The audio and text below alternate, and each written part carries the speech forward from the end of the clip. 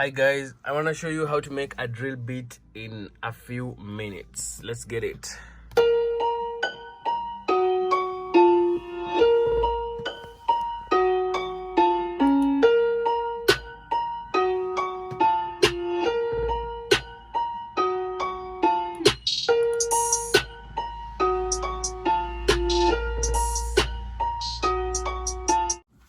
Then you can actually record a vocal sample.